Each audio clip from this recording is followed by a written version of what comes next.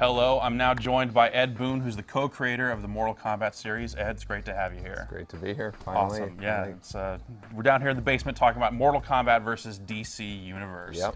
Now, you've been working on this game for a while now. It seems like it's nearing completion. What's left to do in the game right now? You know what? Not much other than to show guys like you the game. You know, we're all submitted into Sony and Microsoft. Cool. Just kind of waiting with bated breath and make sure that they don't find any weird last-minute bugs. Yeah, but so far it's been very clean, and so we're looking for a November 16th shelf date. Awesome. So yeah. let's take it back to the beginning. Now this game, you started talking about the next Mortal Kombat, but well before you talked about DC's involvement. Yeah. At what point did the game transfer from like Mortal Kombat 8 to MK versus DC Universe? You know what? Probably 6 months into it, we started, designing the Scorpion character, the Sub-Zero character. Those are always the first two we do. Right. But at the same time, we really felt that we needed to change everything up. Just change the fighting mechanic, change the presentation. With new systems and all that. Right. So we said we need change. We need as much change as we can. And so our marketing people came to us and said, what do you think of the idea of having Batman in the game? And Superman, and then and it wasn't really presented like DC characters, just Batman and Superman. And then we said, oh yeah, that'd be cool. And then we kind of realized that it was really the DC universe of characters that we had, and we had hesitation at first, and just like some people who've heard the news, were hesitant about it. And but then the more we explored it, and the more we saw kind of parallels with characters. Batman, the dark brooding guy, and that's Sub-Zero. Right. Raiden, the guy who can fly and all powerful, Superman and all that stuff. So we saw all these parallels, and we thought, it'll be big news if anything. And and so we decided to go for it, and it's really panned out nicely.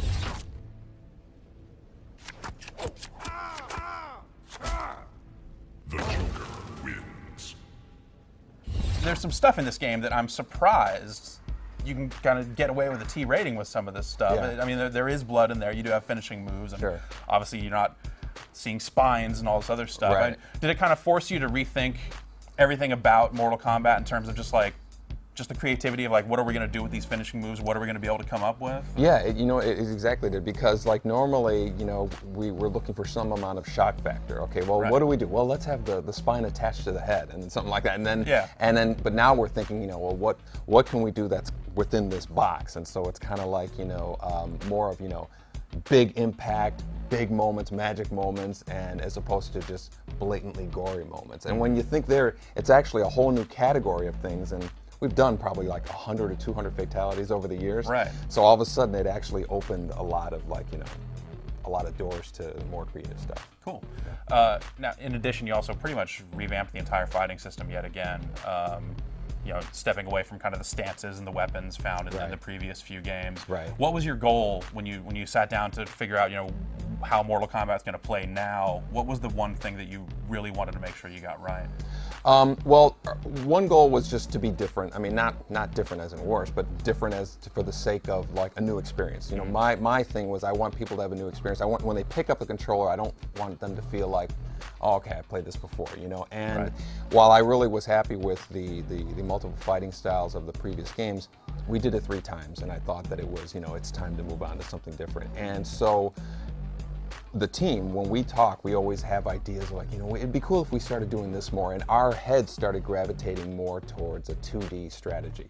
Pulling down on the joypad, ducks, before it would 3D walk, pushing up on it, jumps. Now, you have the analog stick and you can still do that stuff, but in terms of the moment-to-moment kind of fighting strategy things, we really were leaning towards a 2D thing, and that's where we just kind of gravitated towards, and that's kind of the feel of the game. So it's more about jumping over or ducking under projectiles, as opposed to just taking that one step that nullifies the whole thing. Yeah, exactly, right? and ducking under a punch and uppercutting right afterwards. That whole kind of basic strategy. We still have the 3D movement, so you can still position yourself for the transitions and on the Freefall combat and all that, but it's the main moment-to-moment events are 2D oriented.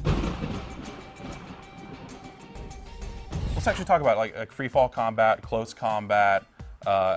how did these come into play? Test your might, being able to run through walls and kind of pound on the buttons. Like they seem to break up the action. Is that deliberate? Yeah. It's actually it's very deliberate. You know, we've always felt that, like, you know, it's great to have all this exchange back and forth with players and stuff, but the pacing of it, we wanted interruptions into the fighting, and so, you know, you have this kind of close combat.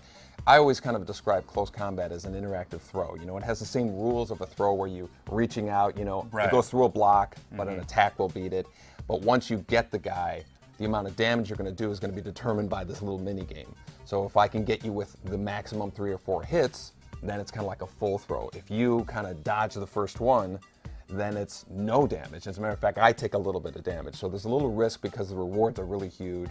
Cool. There's a risk to doing it. And so it adds another layer of strategy to the game. The same with Freefall combat, you know, same kind of strategy where it's almost like a gambling thing. You know, you go, I got you with 3 or 4 hits. Do I do a super move? Or do I get to a few more hits and get you more, stuff like that? And so there's a lot of great exchange that happens with that. Test your might going through the walls. It's just, you know, basic beat the crap out of the buttons, and sometimes you need to mash the buttons. Exactly, and you know, and it's a breakup. Like, to me, it's like this interruption to this really great pacing that I feel we have. It seems like it kind of expands on, I mean, like background transitions has been something that Mortal Kombat's done for a while, whether it's like uppercutting people through the ceiling. It just seems like it adds like a little bit of gameplay to that. Yeah, and we've been doing the transitions. I mean, if you come back to like kind of like MK3, we had these transitions, but it was always a passive experience. It was always something that you see a great show and you're like, wow, that was cool, let's get back to fighting. Now it's more interactive and stuff, and that's to me is like keeping the player engaged more in what's going on. Was it hard to develop a story mode that fit these characters together and in a meaningful way? It was hard to explain the events that we wanted to have. Like, we wanted to have good guys fighting good guys. You know, why would Flash fight Batman? Why would Superman fight, you know, Raiden? You know, they're both good guys. And so we introduced this whole concept of the rage, which kind of like changes people's behavior, what they would normally do, and it's kind of infecting all the characters, and, you know, the more intellectual characters, Batmans and Liu Kangs, they're kind of figuring things out, and all the other ones are kind of affected by it. And so once we established that, a lot of the story became pretty easy to write. Cool. Now you have 2 separate stories in the game. How will that work out? You'll be transferring from character to character? Yeah, when you start the story mode, you can either play from the MK perspective or the DC perspective, and it's the same events but seen from the 2 different worlds. And so it's really cool because when you play the DC side, you'll see these events that you're like, you know, why did this guy suddenly materialize in front of me? And then you see him disappear on the MK side, and you go, oh, that's where he went. And then when this guy who disappeared, where did he go? You play the MK side, oh, he ended up here. And so it's a great, when you play the 2 sides, a lot of pieces come together, and a lot of pieces of the puzzle just kind of like answered. It's cool. Cool. The character roster on the MK side is definitely kind of a classics, greatest hits lineup. I think, that's the term you've been using. Do you see yourself kind of sticking more to these guys in future games? Is there like a soft spot in the back of your head where, like, well, you know, we're going to bring Boraicho back at some point, and some of these characters from the last few games? Do you view them kind of like all on equal footing, or it's like, here's the classics and here's kind of the new school? Yeah, you know, I think there are some of the new ones that for me I thought really worked out well. I really love the Blind Kenji character, and then there's other ones that I, you know, if I never saw again, I wouldn't would never have a problem, which I'm not going to name. Because then the guy who designed it is going to be pissed. Wait. And but in terms of like the MK 1, 2, and 3 characters, like, you know, I think you know, those are kind of like the greatest hits ones. You know, maybe we'll see like one of the, you know, Cyrax or Sector come back or something like that. And you know, Kung Lao. I mean, how can you not? I'm surprised we didn't have him in this game, to be honest. Well, you know, downloadable content, right? You can add characters later. We're talking. We're having debates already about who to download and stuff. And I'd love to put something online for like a voting thing. You know, that'd be cool. So it's cool to have that kind of problem, though, to have a lot of characters. Which one do you choose? So now the game's just about done, or you're in submission. Like, what are you really proud of in this game? What's the one thing that, if you were, you know, talking to someone who maybe hadn't played Mortal Kombat in a while, that you wanted to say, like, you know, here's why you should really play this game? Like what's the thing that's going to drag these people back in? I think The basic pacing of the fighting to me is what I'm most proud of. You know, we've added layers for like the. I still feel like, you know, we've always made a conscious goal to be accessible as possible. We don't want to have a fighting system that just, you know, alienates 90% of the public, but, you know, 10% love it. And so I really feel like the moment-to-moment events of a fight and, you know, the kind of craziness that goes on is completely intact, you know, and that's what I always kind of define as what a Mortal Kombat fighting experience is. I'm really proud of the story mode, how it turned out. It's very cinematic, very, you know, transition in and out of the fights is really, really smooth.